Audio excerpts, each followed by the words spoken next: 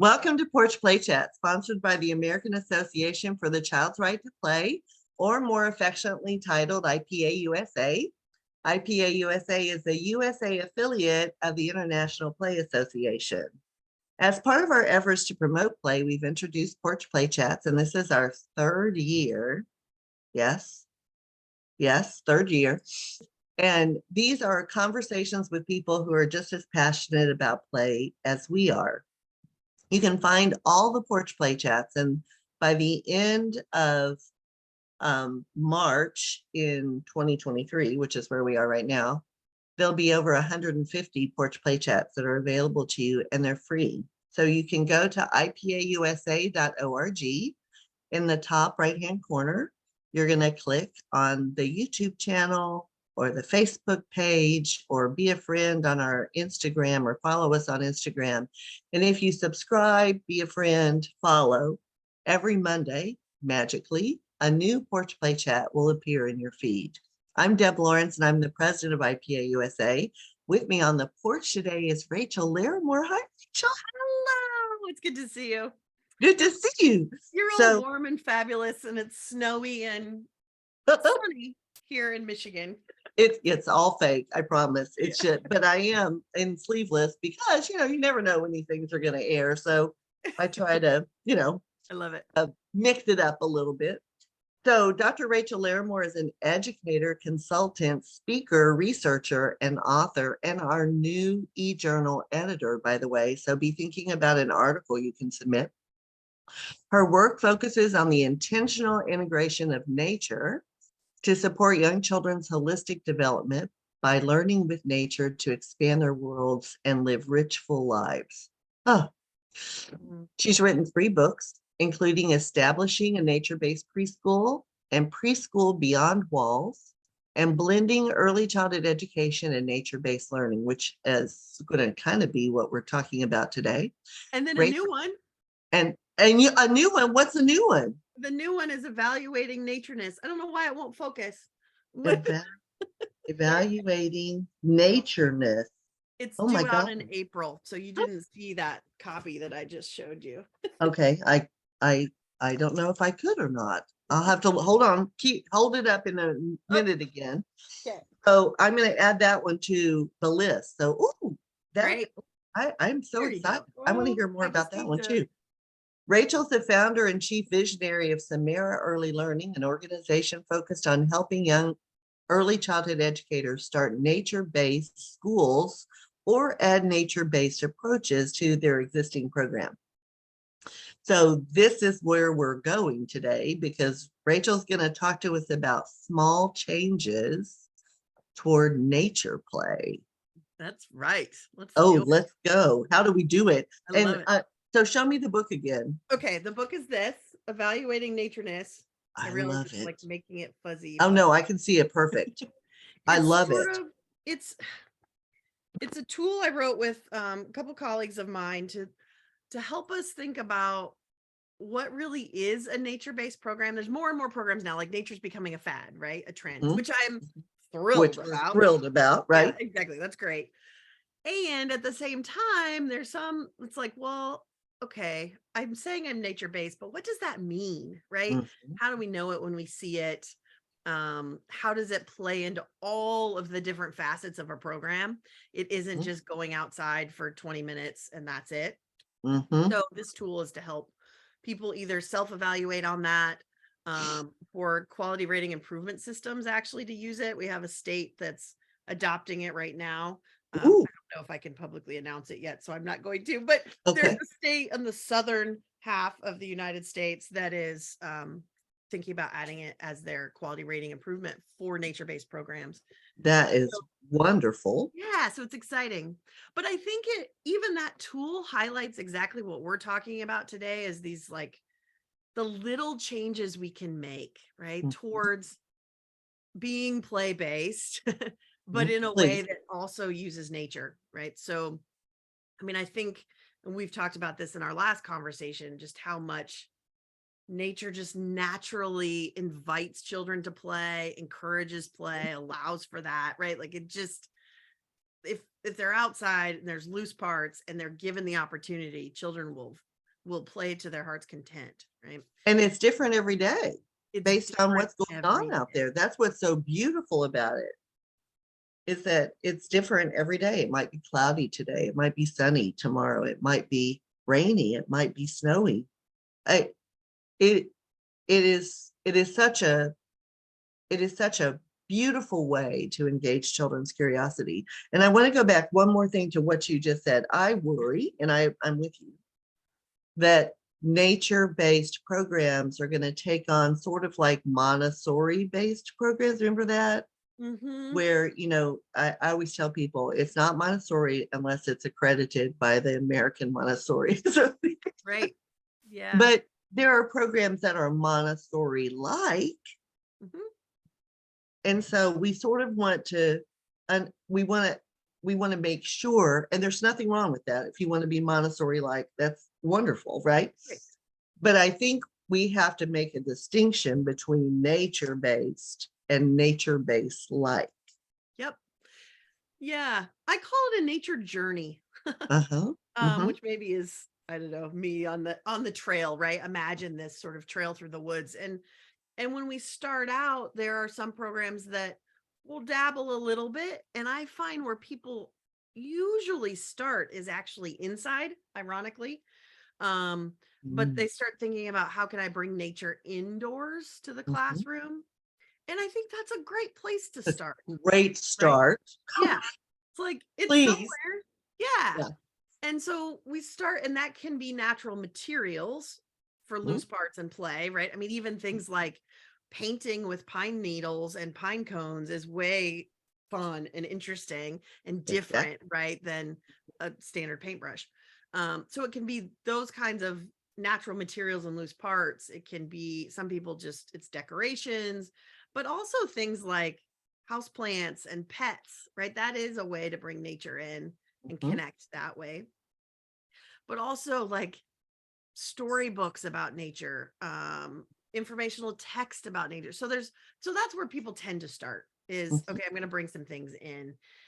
And then where I find people go next is thinking about their outdoor play area and trying to move away a little bit from the traditional climbing structure to, Which costs lots of money. so much money. Exactly. To, okay, maybe how do we make this more of a natural play area space that looks like nature? And the thing I want to emphasize here is, not only does it look like nature, but it is influenced by the natural world. So what you just said is, it's different every day. If the only difference in a playground is, oh, today we can't climb up the steps because they're icy, then it hasn't actually changed the opportunity for play and learning from the children's perspective, right? Like, so that's just the barrier to what I want to do.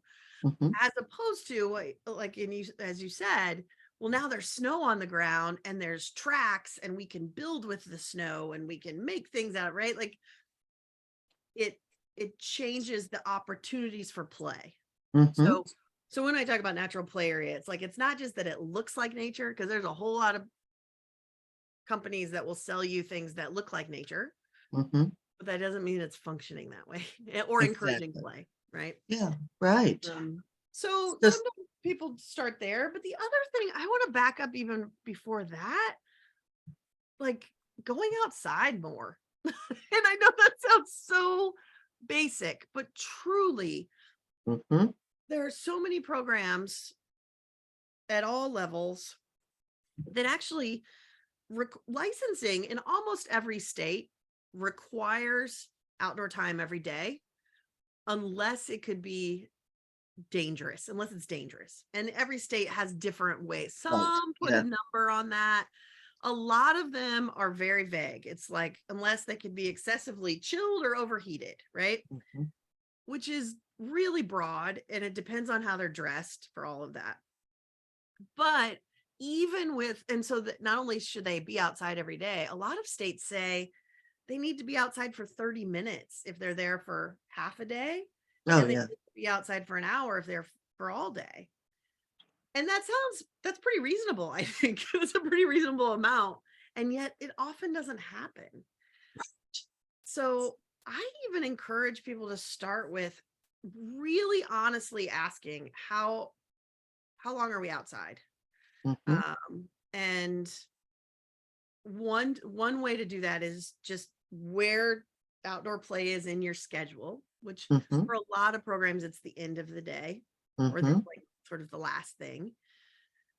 Can you add 5 minutes to that? Can you add 10 minutes? Right? Like kind of just slowly expand. But one of the challenges that comes with it being at the end of the day, like with anything, whatever we do at the end of the day is almost always cut short. Right. That's just how it works, right? Yeah. Well, and parents are picking up and they pick up at different times. And Yeah, so children may not have an opportunity to go outside if it's at right, the end of the day. right. So it's just like, well, I can't stay out longer because it's then it's time to go home, right? Yeah. So I actually also, in addition to being out longer, I encourage people to think about, could you go out at the beginning of the day, Mhm. very first thing? And there's lots of reasons for that. I mean, one of the big things is, especially in a nature-based program, if we really value nature and being outside, let's do that right away. Let's show we value that, right? Mhm. Sorry, the dog's barking. You know, it's how these things roll. Nature. It's Yeah. nature. Yeah. Um, but right, so that shows we value, okay, we're gonna do it first. But there's so many other reasons, like they're dressed already for whatever the weather is as Right. they've arrived. That's one less transition, which is great. Oh, I like that. They also start with play, which back to our what do we value, right? Mhm. Mhm. But also for me, that centers children in a way that I don't think are conscious or intentional about, at least in this country, in terms of really allowing children to truly lead, right? We say child led, but if you start with play, you can play where you want, how you want. Mhm. They get to decide how their morning's going to go, how the start of that class, even if it's afternoon class, right? They're deciding, as opposed to come in, sit down, crisscross applesauce, listen to this story. Like, well, you know Mhm. what, lady, I don't want to listen to your story, Right. right? Like, I'm not ready. I'm not ready. And if we think about it as adults, like we get to work and it's like, give me a minute. I want to have my coffee. Maybe I want to check my email. Maybe I want to do the thing that I know I just need to get done today. Right. We kind of have this Mhm. mental agenda, and children don't get that opportunity. Like they've been woken up, poked and prodded, get dressed, let's go. We're late. We're, go, go, go. And then, oh, and now I have to once again listen and sit here and do this thing that this adult told me I had to do. Mhm. So that's another reason I think that starting with outdoor play is a benefit. Not to mention if people are late, they just join, Right. right? I mean, if you're having a large group, if you're having a large group first thing, almost always the child that is regularly late is the child that needs to announce to everyone that they have arrived, right? Like, I'm here. Has everyone missed me? And you're like, okay, that's great. Come join the group. Yeah. Yeah. We're reading the story. So there's lots of different reasons, but I think by moving it earlier gives us a little more time, because now we can extend it potentially all day long, right? Mhm. Um, and so then that's where the next thing for me also is, and actually first I should just start. Some people will say we can't start outside because we feed breakfast. We have these other things we have to do. Could Right. we have breakfast outside? Yeah. Wouldn't that Right. be fun? Right. And start shifting, thinking about what are the other parts of the day that happen that we could do outdoors. And people, I want to be clear here. I don't mean start on the really rainy, snowy, wet, cold day. Like, okay, we're going to do all day outside. Like, start when it's kind of perfect weather, right? You don't have to Mhm. worry about extra clothing. The weather isn't, you're not fighting the weather or fighting against it. Just one of those beautiful spring, fall days, and try having large group outside. Maybe have your small group outside as well. Maybe snack, rest time, right? And slowly those experiences start to build up to where oh, we could be out all day. Like, we don't need to go in, It's just baby stepping your way to push past your comfort level a little bit, right? Exactly. So if I struggle as a professor when I'm talking to students and we're trying to plan daily routines for young children. I finally had to say, here's what you must include, right? You must include an hour and a half of free choice in the morning that does not include outside, and an hour and a half of free choice in the afternoon. You must include self-serve snack in the morning, self-serve snack in the afternoon, and you must include an hour outside in the morning and an hour outside in the afternoon. And I had to do that because they were in their daily schedules. It was, boom, boom, boom, boom, boom, boom, boom, 20 minutes. Boom, Right. boom, boom, boom, boom, boom, boom, 20 minutes. Yeah. And I think that's what I want us to go back to why in the world would we think 20 minutes is enough for anything with Right. young children? And then I just go back to what they remember, which is their primary grade experiences when they had to slam down their food and run outside for 20 minutes Right.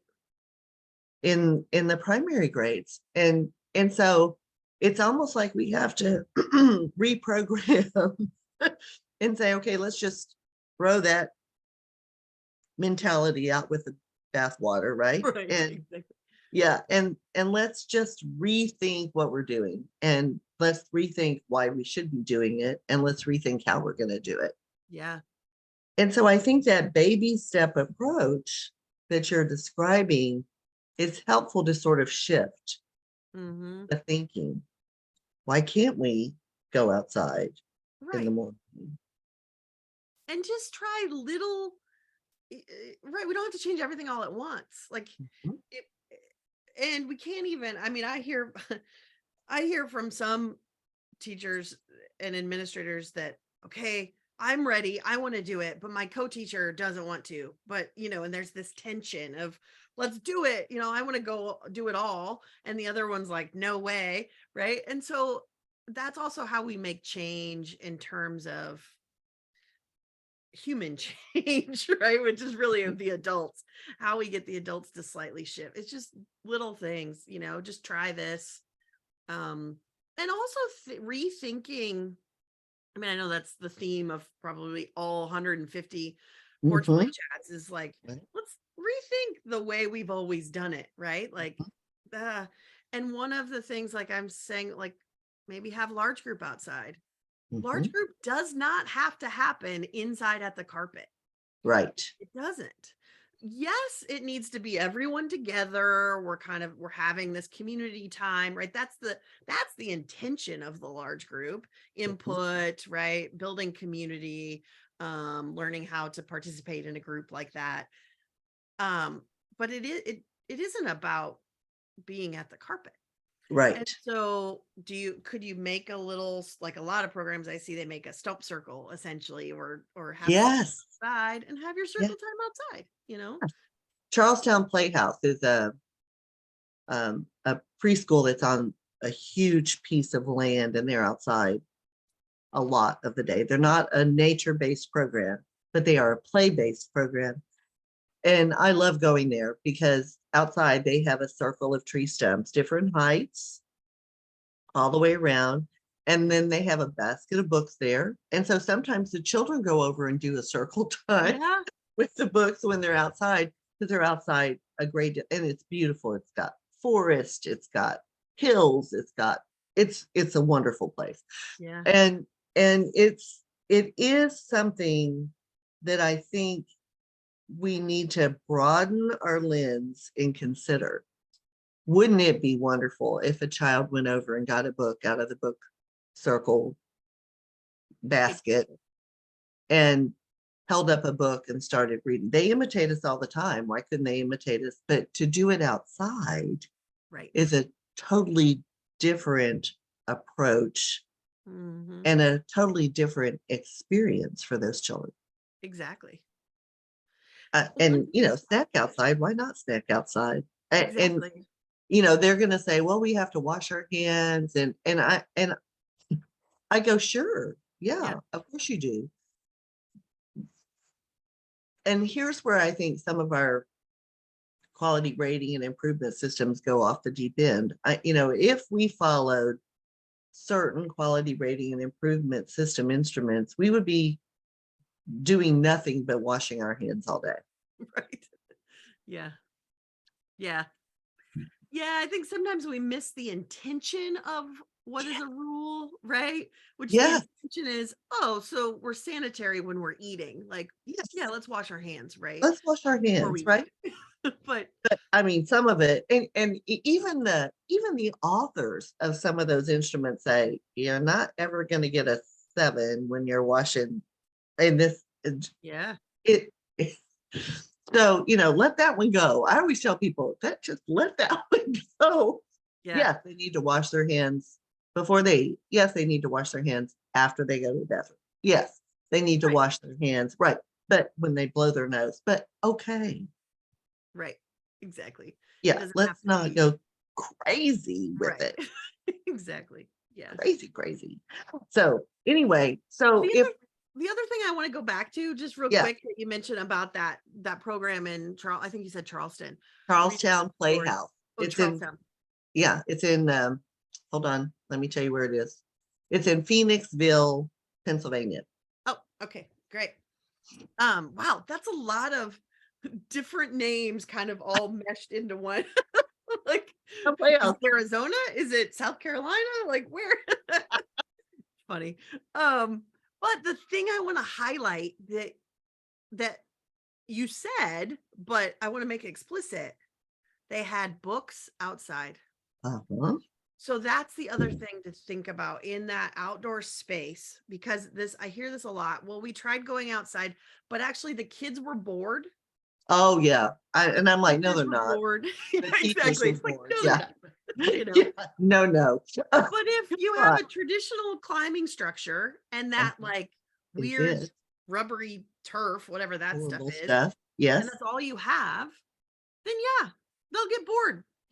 They need they'll find a solution, right? That's boredom is actually, I think, sort of this tipping point of great things Mhm. happening. Yes. But they'll likely do things that you don't want them to do, like using the playground equipment in the wrong way, and more likely to get hurt, right? But that's where we bring in all sorts of other materials. And I use loose parts in the broadest sense, from tiny to huge to, right? Like when we bring that in, now there's just endless possibilities and they won't be Inlet. bored. I guarantee you they won't be bored. Well, But in they will for Charlestown, a moment. yeah, but that's good. It's good to Right. figure. It's a good way to regulate, right? I'm bored. What can I do? No, I can't find my iPad. They won't let me have that at school, which is good. Thank you. Right. Exactly. Um, we're outside, so there's no computer out here, which is also wonderful. And so I have to figure out what to do. And Yeah. going to the teacher and saying I'm bored should be, wow, you're bored. I wonder what you could do. It should be it, right? Yeah, exactly. The And other then thing, having Charles, opportunities like the writing, art, right? Like, so I think that's also important. What do we do indoors? We can be have taken out. reading, we have writing, we have art, we have dramatic play, we have blocks.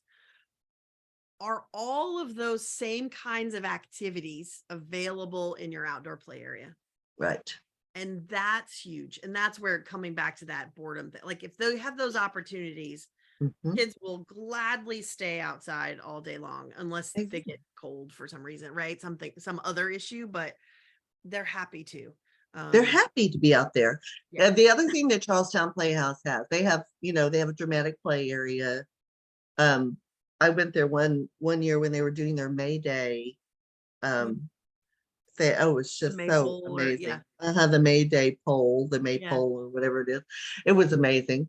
But they also have musical instruments, and not Mhm. musical instruments, but they have chimes and they have pots and pans with big things that you don't want them to. I'm an auditory learner, so that would drive me crazy inside. But Yeah, boy, outside is beautiful. absolutely. I am all for music and movement outdoors.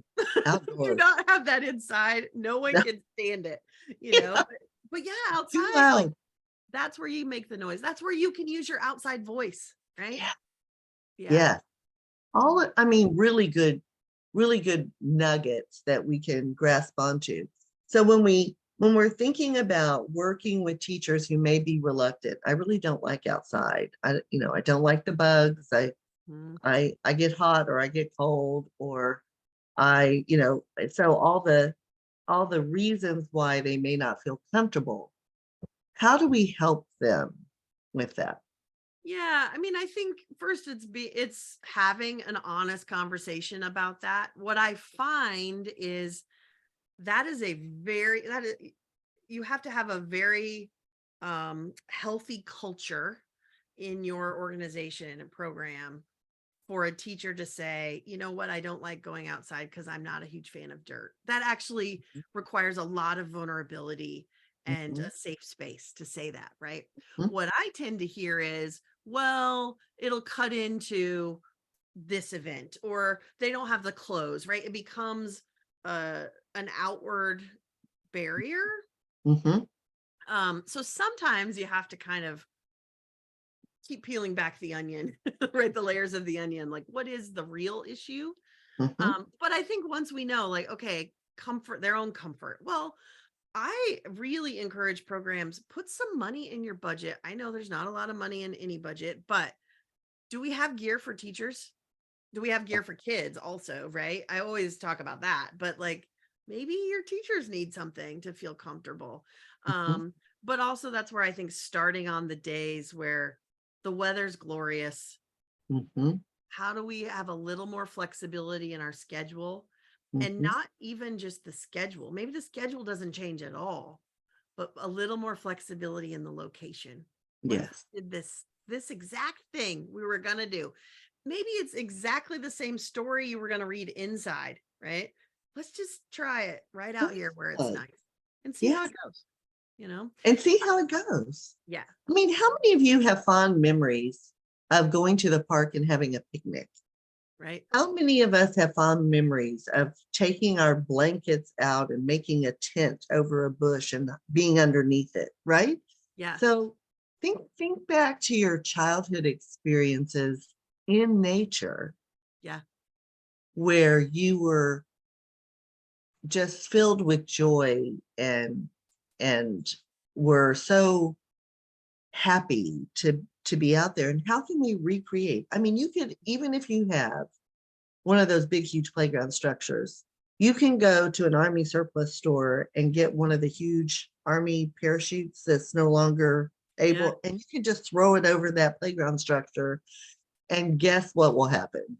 Right. Eh, I mean, they will go crazy because it's new, Yep. it's exciting, it's there, and you could have circle time underneath that. Exactly. That's exactly right. So just think of the possibilities. I at one of my when I was the director of one of my programs, we did just that. We went to an army surplus store because we had the big, huge, multi-thousand-dollar huge structure. Yeah. And we went to the army surplus store, and I think I paid $40 for an enormous parachute, and we just threw it over. Yeah. And it was like we did it before the kids got there. And when we went outside, it was like magic. They Yeah. were so excited. Right. And then I've seen some teachers that will take that. I mean, you talk about leveling up, like it becomes suddenly the night sky and they like put things in the or we're in the pond. So, there's all sorts of different storybooks like that. Over and under the snow, like maybe now we're under the snow and you're reading that story under the snow. I mean, there's just so many Oh, ways to take the magic of that and mhm. build on it, right? And yeah, Oh, it's yeah. We have so many, and I know in your books you have many of these things that we can grasp onto, but I think there are so many possibilities that we're just not, we're so busy trying to meet the routine or the daily schedule that we lose the magic of being a child sometimes. So my entreaty to you, my or my challenge to you is to figure out a way Right. for the children in your program to be outside more every day. And as Rachel tells us, start small and continuously expand until we can get them out there for a large portion of the days that they can be out there. Yeah. And you know, forest kindergartens are out there every day. So we're not asking you to do that, but we're asking you to baby step your way so that the art activities outside, story time is outside, the manipulative play is outside with loose parts. All just think about the opportunities you have. Mm-hmm. And the music is outside, the dance party is outside. Oh my goodness, really, if you think about it through that lens, I think you'll be more comfortable, and we would love to hear what you've done differently based on this Porch Play Chat. I love it. And then that slowly opens also the door for, while we're outside, noticing, the birds are really loud today. Oh, look, there's actually a bird nesting over here, right? It opens the door for even more opportunities for exploration and learning, because they're exposed to this, as you started this conversation with, this ever-changing natural world. So Absolutely. yeah, go forth. Go for it. You can do it. We know you can. Yes, we do. So don't go anywhere. I'm going to close this out. So to learn more about IPA USA, please visit our website at ipausa.org. And until next time, keep on playing.